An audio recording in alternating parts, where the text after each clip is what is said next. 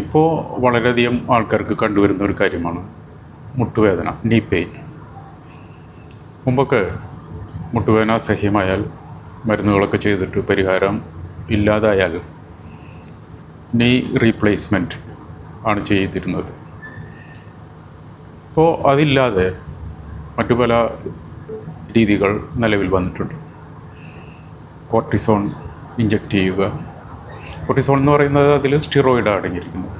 മറ്റൊന്ന് gel therapy, gel inject ചെയ്യുക. ഇതൊക്കെ കൂടാതെ നൂതനമായി വന്നിട്ടുള്ളതാണ് സ്റ്റെം സെൽ തെറാപ്പി. സ്റ്റെം സെല്ലുകൾ എന്ന് പറയുന്നത് കോശ വിഭാഗങ്ങളിൽ പ്രത്യുൽപാദനം കൂടുതൽ, സ്വയം വിഭജിക്കുന്ന കാര്യത്തിൽ വളരെയധികം കാര്യക്ഷമത പുലർത്തുന്നതാണ് സ്റ്റെം സെൽ.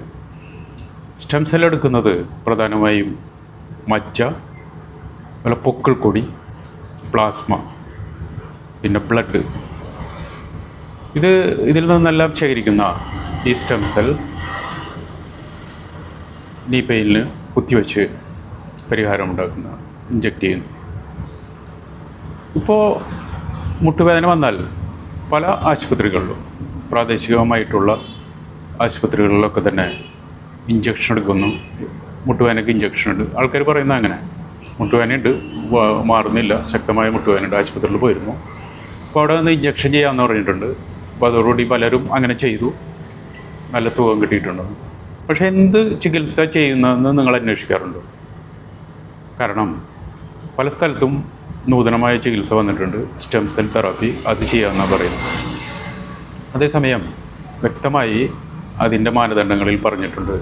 ഇപ്പോഴും പരീക്ഷണങ്ങൾ നടന്നുകൊണ്ടിരിക്കുന്ന ഒരു വസ്തുതയാണ് സ്റ്റെം സെൽ തെറാപ്പി.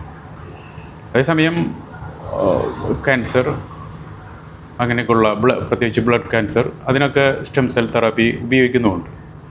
അതുകൂടാതെ മുട്ടുവേദനയ്ക്ക് ഉപയോഗിക്കുന്നുണ്ട്. പക്ഷേ വിദേശ രാജ്യങ്ങളിലൊക്കെ തന്നെ സ്റ്റെം സെൽ തെറാപ്പി നടത്തണമെങ്കിൽ ആ ശരീരത്തിന് യോജിക്കുകയോ ശരീരം റിജക്റ്റ് ചെയ്യുകയോ വേറെ ഏതെങ്കിലും ബുദ്ധിമുട്ടുണ്ടാവുമോ, അതൊക്കെ വളരെ നാളത്തെ നിരീക്ഷണങ്ങൾക്ക് ശേഷമാണ് തെറാപ്പിക്ക് അനുയോജ്യമായി ഒരാളെ കണ്ടെത്തുന്നത്.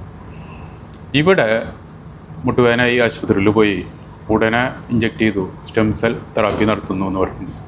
അപ്പോൾ അങ്ങനെ ചെയ്യരുത്. അതിന് വിദഗ്ധ രീതിയിലുള്ള ഉപദേശം കിട്ടിയതിന് ശേഷം ഏത് തെറാപ്പിയാണ് വേണ്ടതെന്ന് മനസ്സിലാക്കുകയും അത്തരത്തിൽ തീരുമാനമെടുക്കുകയും ചെയ്തെങ്കിൽ മാത്രമേ വിചാരിച്ച ഫലം കിട്ടുള്ളൂ.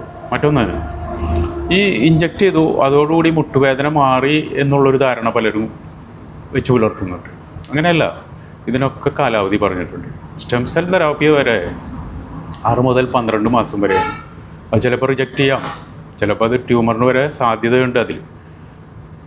മറ്റുള്ളതും താൽക്കാലിക പരിഹാരമാണ്.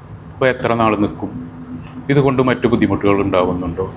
കാരണം ഇത്തരം നീ പെയിന് വേണ്ടി ചെയ്യുന്ന ഇഞ്ചക്ഷനുകൾ ചെയ്ത പലർക്കും പിന്നീട് കാലിൻ്റെ താഴെ, മുട്ടിന് താഴെ, കണങ്കാലിൻ്റെ ഭാഗത്ത് നീര് വന്ന് വീർക്കുകയും നടക്കാൻ പറ്റാത്തൊരവസ്ഥയും കണ്ടിട്ടുണ്ട് പല രോഗികളും.